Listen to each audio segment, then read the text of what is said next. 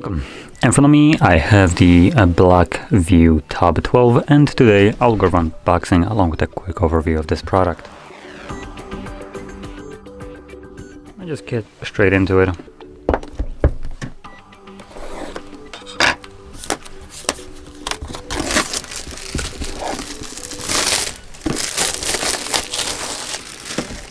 There we go.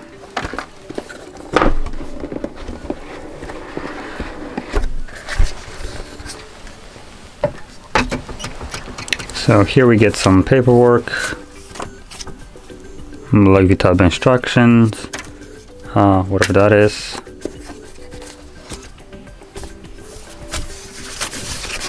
We get an entire sheet of tempered glass. That is actually surprising to have. Didn't even know that they make tempered glass in this kind of size. There we go, that's pretty nice. Moving further down, we got our device with a case already pre-applied to it. Then we get some more instructions. SIM eject tool, which should be clipped in here. There we go. Got our charger, and that is a 10-watt charger, so nothing really special. And a cable that just kind of looks meh. Looks kind of dirty. Anyway, it's a Type-C cable.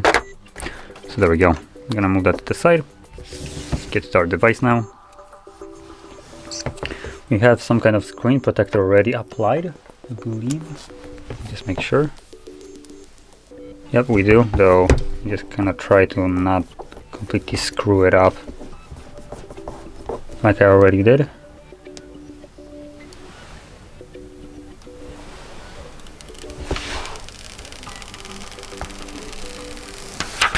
There we go. So let's get a look at what we got right here. So we've got a 10.1 inch full HD display, IPS full angled, whatever the heck that is, 4 gigabytes of RAM and 64 built-in storage, 600 or 6580 milliamp hour battery, and 5 and 13 megapixel cameras at front and the back. So there we go. Now let's see if I can fix that up. Probably not. Yep, it's already messed up. Oh well, such is life. So I'm gonna turn it on. And while it's turning on, I'll touch upon, well, most of these specs right here. So I already did say some of these specs for the display, but quickly touching upon a couple that I didn't mention. The actual resolution right here is 1200 by 1920. We have a 78.7% screen to body ratio with 224 pixels per inch, which is what I would consider just a standard specs for the display at most price ranges. Now moving down the list, with the processors and all that stuff, I already did say that we have, what was it, 4 gigabytes? No, 4 gigabytes of RAM, as it was written on the little thing that was stuck to the display. So 4 gigs of RAM, 64 built-in storage, Unisec CS9863A processor. We do have also expandable storage via an SD card. And it is being, well, this system is basically powering an Android 11 operating system right here. So we're not getting the newest Android right here, unfortunately. So 11 is, I guess, the top. Though keep in mind, it could be that it will get an update, or it might already have it. I'm looking at a bit of a, well, basically the beginning when it was released info, so chances are it could have an update to Android 12, though I doubt it. If you obviously see that your device has an update, just do it, and chances are you'll get Android 12. Now, moving further down the list, we have the 6580 milliamp hour battery, 10 watts charging, so that's the battery. Even for a tablet, I think it's a little bit on the smaller side. I would preferably have something over 6.5, like 7 to 8K at this kind of size of a device. I think 8000 is the like what majority of like different devices tend to have. At 6,500, it's it's just a little bit bigger than some phones. So phones come with 5,000 milliamp hour battery.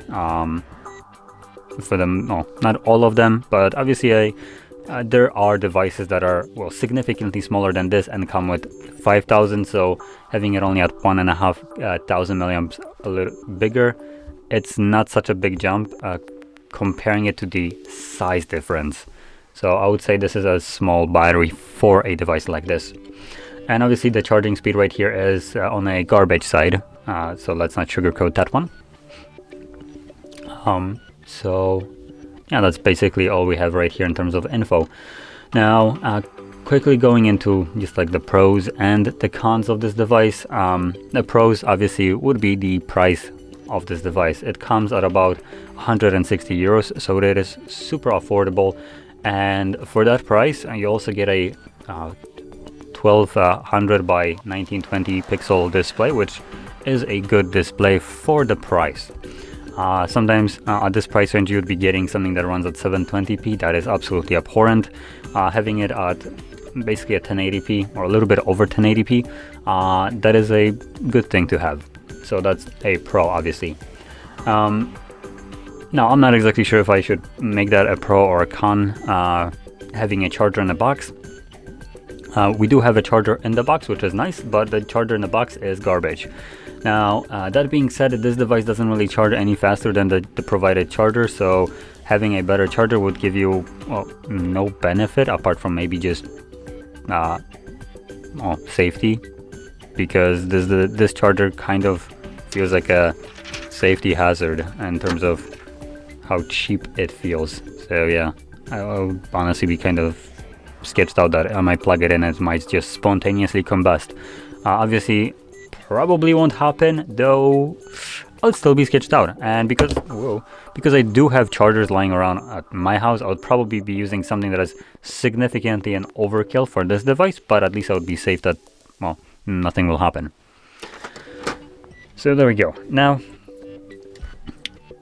with that being said, those were basically the pros. Now the cons would be the relatively small battery size, the 4 gigabytes of RAM, which is also pretty small, I would argue, and the older Android 11. Though, like I said, we could have an Android 12, and that also being said, to certain people, probably majority of you, having a newer Android won't really give you all that much.